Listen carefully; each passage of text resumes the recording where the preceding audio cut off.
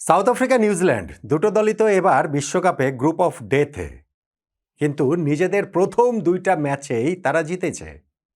মুখোমুখি লড়াইটাতে যেই দল জিতবে তাদের জন্যই সুপার এইটসে ওঠাটা প্রায় নিশ্চিত হয়ে যাবে, বাকিটা কেবলমাত্র আনুষ্ঠানিকতা থাকবে। এবং সেই লড়াইটাতে নিউজিল্যান্ডকে একেবারে উড়িয়ে দিল সাউথ আফ্রিকা।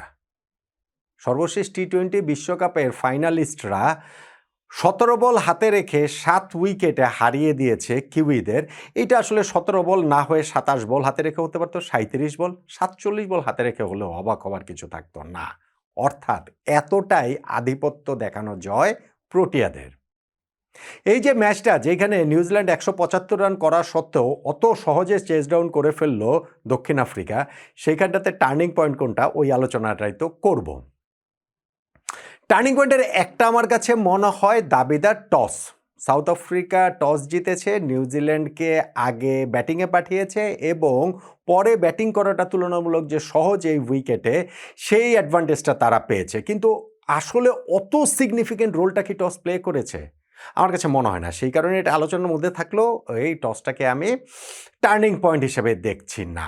এখন 175 রান নিউজিল্যান্ড তুলেছে, সেই রানটা এত সহজে তারা কিভাবে তাড়া করে ফেললো দক্ষিণ আফ্রিকা? ভাই, তারা করবে না। 6 ওভারের মধ্যেই তো 1 উইকেটে 83 রান তুলে ফেলেছিল। ফলে যে দলটা 6 ওভারে 83 রান তুলে ফেলে 175 চেস করতে তারা 18 নম্বর ওভার পর্যন্ত গিয়েছে, তাদের ততদূর নিতে পেরেছে নিউজিল্যান্ড, এইটাই তো বেশি।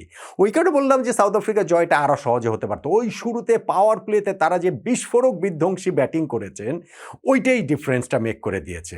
ধরেন প্রথম ওভারটাতে এইডেন মার্করাম ম্যাট হেনরিকে গ্লোরিয়াস দুইটা কাভার ড্রাইভ দিয়ে শুরু করলেন, তারপরে হচ্ছে গিয়ে কুইন্টন ডিককে আরও একটা 4 মারলেন। নেক্সট ওভারটাতে এইবার লকি ফার্গুসনকে স্বাগত জানালেন এইডেন মার্করাম ছক্কাতে, তারপরে 4-এ আরও একটা 4 ওইখানে কুইন্টন ডিকক মেরেছেন। আর ড্যারেল টাফিকে তো হচ্ছে গিয়ে 2টা ছক্কা 2টা 4, ওই ওভারটা থেকে 20 রান। প্রথম 3 ওভারেই আসলে 50 রান উঠে গেছে সাউথ আফ্রিকার। ফলে 175 রানের ওই বড়সড় টার্গেটটাকেও আর খুব একটা বড় মনে হচ্ছিল না। 3 ওভারেই যখন 50 উঠে যায় তখন আর সেটা হয় কিভাবে? হ্যাঁ, ওইখানটাতে কুইন্টন ডিকক আউট হয়েছেন পাওয়ার প্লের মধ্যে, কিন্তু রায়ান রিকেলটন যখন জয়েন করেছেন ওই একই রকম ফ্লোতে ব্যাটিং করে গিয়েছেন, একইভাবে এইডেন মার্করামকে সাপোর্ট দিয়ে গিয়েছেন, যেই কারণে পাওয়ার প্লেতেই তাদের 83 রান উঠে যায়। পাওয়ার প্লের পর রিকেলটন তিনি আউট হয়েছেন, ডয়েল ব্রেভিস এসে আবার ঠিক ওই ব্যাটন নেবার মতো ওই রকম ব্যাটিংটাই কন্টিনিউ করেছেন। আর ভাই, মার্করামের কথা কি বলবো, ক্লাসিক ব্যাটিং করেছেন। টি-20 ফরম্যাটেও খুনে ব্যাটিংটা যে শৈল্পিকভাবে কীভাবে করা যায়, এইডেন মার্করাম এই দিন সেটা আরও একবার দেখিয়েছেন। মাত্র 19 বলে তিনি 50 করেছেন এবং শেষ পর্যন্ত আনবিটেন ছিলেন 44 বলে 86 রান করে, অলমোস্ট 200 স্ট্রাইক রেটে ব্যাটিং করেছেন। ইনিংসে তিনি 4টা ছক্কা মেরেছেন, 8টা 4 মেরেছেন এবং ক্যাপ্টেনের ওই রকম ক্যাপ্টেন্স নকে তাদের জয়টা অনেক সহজ হয়ে গিয়েছে। সাউথ আফ্রিকাকে কোনো সময় ট্রাভেলের মধ্যে নিউজিল্যান্ড ফেলতে পারেনি। বরং আমি যেটা বললাম যে 6 ওভারে 83 রান করে ফেলার পর 176-এর টার্গেটে পৌঁছতে সাউথ আফ্রিকা যে 18 নম্বর ওভার পর্যন্ত চলে গেল, এটাই বরং কিছুটা সারপ্রাইজিং। বাট স্টিল তারপরেও তাদের 3 ম্যাচে 3টা জয় হয়ে গিয়েছে, রান রেটেও খুবই হেলদি অবস্থাতে তারা রয়েছে। ফলে সাউথ আফ্রিকার এইটাকে আপনি বলতে পারেন যে একটা স্টেটমেন্ট ভিক্টরি, স্পেশালি যখন আপনি মাথায় রাখবেন যে গত ম্যাচটাতে আফগানিস্তানের বিপক্ষে সাউথ আফ্রিকাকে কিভাবে জিততে হয়েছিল, ডাবল সুপার ওভারে জিততে হয়েছিল। তারপরে এরকম একটা স্টেটমেন্ট ভিক্টরি সাউথ আফ্রিকার এই টাইটেল পুশের জন্য আসলে খুবই খুবই গুরুত্বপূর্ণ। অন দ্য আদার হ্যান্ড নিউজিল্যান্ডের কথা বলতে পারি যে তারা ব্যাটিংয়ে এই রানটা কিছুটা কম করে ফেলেছিল এবং 175 রানের যে তারা করেছিল সেটা খুব সহজে 200+ হতেই পারতো ভাই। 13 ওভার শেষে 4 উইকেটে 131 রানে তারা পৌঁছে গিয়েছিল এবং সেইখান থেকে 200 হবে না কেন? হয়নি, কেননা ড্যারেল মিচেল এবং মার্ক চ্যাপম্যানের যে একটা পার্টনারশিপ হয়েছিল খুব গুরুত্বপূর্ণ সময়। যেমন ধরেন নিউজিল্যান্ড তাদের ব্যাটিং ইনিংসের শুরুটা মানে অ্যাটাকিং ক্রিকেটে শুরু করেছিল। ফিন অ্যালেন এবং টিম সেইফার্ড এই দুজনের উইকেটই তুলে নিয়েছেন ওইখানটাতে হচ্ছে গিয়ে জনসন এবং মার্কো ইয়েনসেন আর কি, এবং হচ্ছে গিয়ে রাচিন রবীন্দ্রর উইকেটে। পাওয়ার প্লেতে যে 3টা উইকেট নিউজিল্যান্ডে গিয়েছে 3টাই আসলে মার্কো ইয়েনসেন তুলে নিয়েছেন।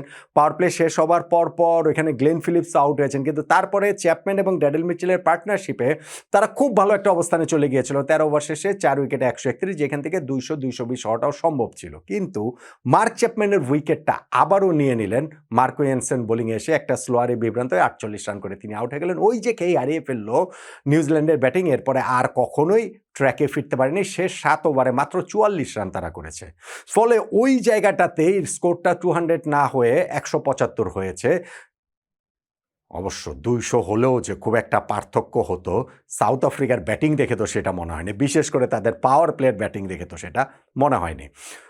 ফলে সাউথ আফ্রিকার এই যে ১৭ বল হাতে রেখে ৭ উইকেটে নিউজিল্যান্ডকে হারালো, সেইখানকার টার্নিং পয়েন্টে আমি টস ছাপিয়ে আমি নিজেদের বোলিং পাওয়ার প্লেতে মার্কো এনসেনের ৩টা উইকেট ছাপিয়ে, ইনফ্যাক্ট ওই গুরুত্বপূর্ণ ব্রেক থ্রুটা যে দিয়েছেন মার্ক চ্যাপম্যানের উইকেটটা তুলে নিয়ে ১৪ নম্বর ওভারে, এই সব কিছু ছাপিয়ে সাউথ আফ্রিকার ব্যাটিং পাওয়ার প্লেটাই, ওই যে প্রথম ৬ ওভারে তারা যেই কাউন্টার অ্যাটাকটা করেছে, ৬ ওভারে যে ১ উইকেটে ৮৩ রান তুলে ফেলেছে, স্পেশালি ওই জায়গাটাতে এইডেন মার্ক্রামের ব্যাটিং, ওইটাই আসলে আমার কাছে এই ম্যাচে সাউথ আফ্রিকার জয়ের টার্নিং পয়েন্ট।